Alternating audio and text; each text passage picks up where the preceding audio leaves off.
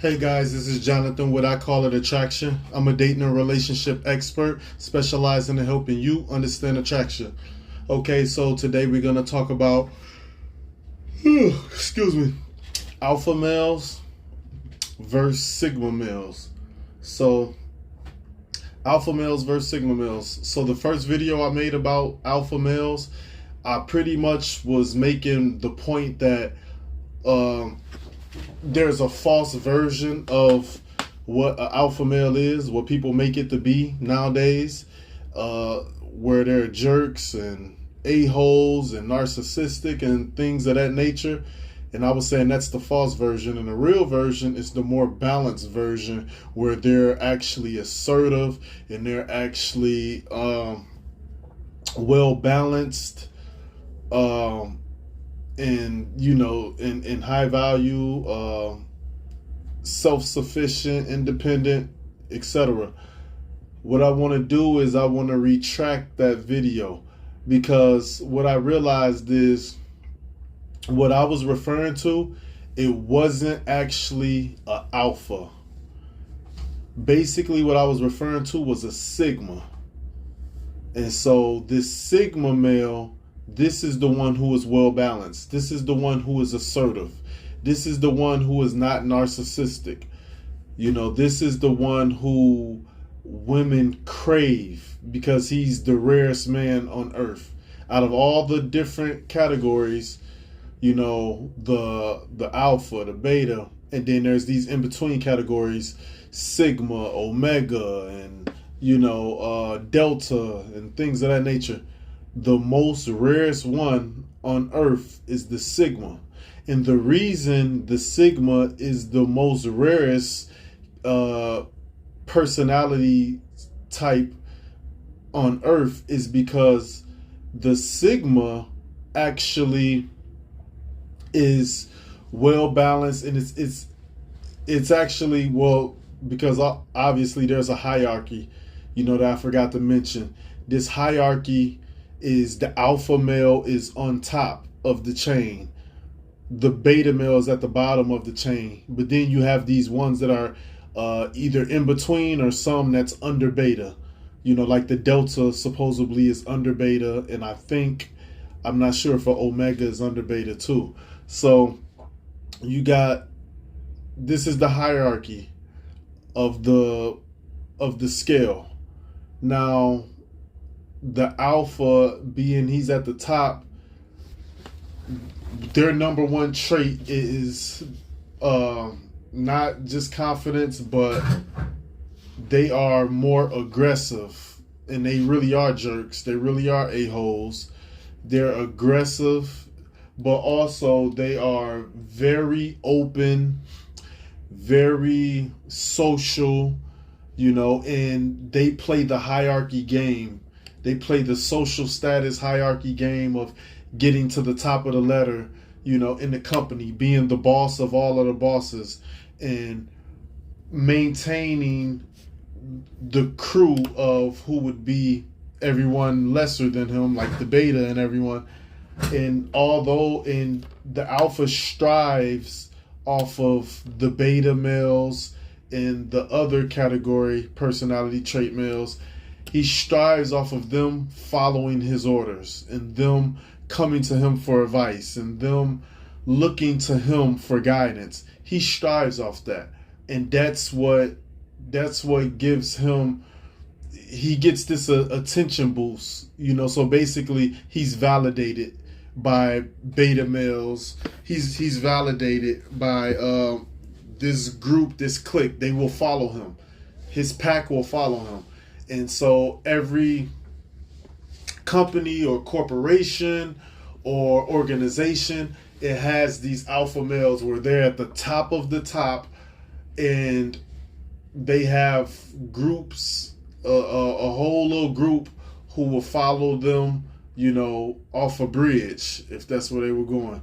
And so that really is an alpha male, is one who he's very outgoing, very social, and plays the social hierarchy game in the world, but also it is very narcissistic, because everything is based upon this group following him and this group puffing him up, giving him his power.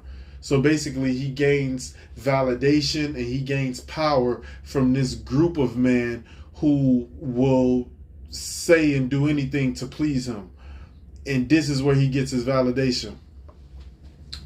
The Sigma male is a male who doesn't play the hierarchy game. There is no social status for him. So as in the hierarchy game, the alpha male is the top of the social ladder. A Sigma male is outside of the social ladder. And so a Sigma male is at the top of the ladder, but he's outside of the ladder. He creates his own ladder and he's at the top of his own, abilities. And so that's the difference between the alpha and the Sigma. And so the Sigma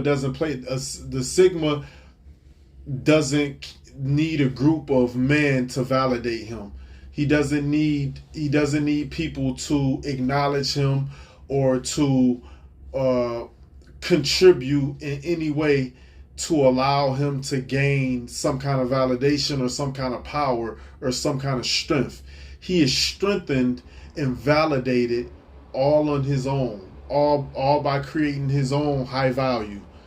His own high value is enough. He doesn't need anything else to get him through, unlike the alpha male.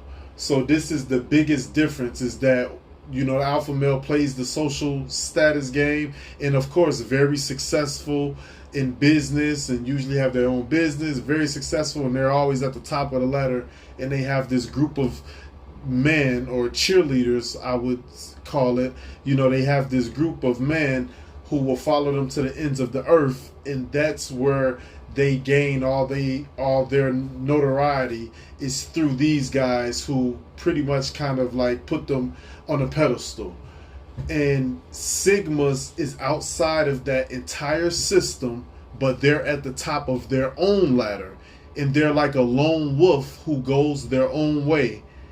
Yet they're very confident, they're very assertive, they're not narcissistic, they're very well balanced. They're not jerks. They know exactly what they want. They go for it. They're successful. But at the same time, they're not imposing their will on other people, like Alpha. That's what Alpha does. He imposes his will on people and he dominates them. The Sigma doesn't dominate. The Sigma doesn't even look for trouble, but has no problem when trouble comes his way. Has no problem protecting and defending his family, but he doesn't go out looking for fights or anything like that. Not like an alpha male who's very aggressive, very narcissistic, very big-headed and prideful and arrogant, to the point where he thinks he's tough and he thinks he can mess with anyone or bully anyone. This isn't the way of the Sigma male. The Sigma male, he just cares about people for people being people. He doesn't judge them in any kind of way of being on a social hierarchy ladder. And so those are the two biggest differences from the alpha and the Sigma. And so everything that I was saying in that last video about the alpha, I was really describing a Sigma and not really realizing it, because I've heard these names for a while. I just haven't I didn't look much into it. These other names like Delta, Sigma, Omega, Gamma, I never fully looked into it to see what those things were. I just always knew the very basic, which was the alpha and the beta. And it was black and white. It's either your alpha or your beta. But I'm finding out that no, it's not black and white. There's a lot of in between, gray area that most people are. But those who are Sigma are the most rarest out of all characteristics and personality traits. And so if you like the content in this video, please like, subscribe, and share. And remember, love inspires, endures, uplifts, and bears all things.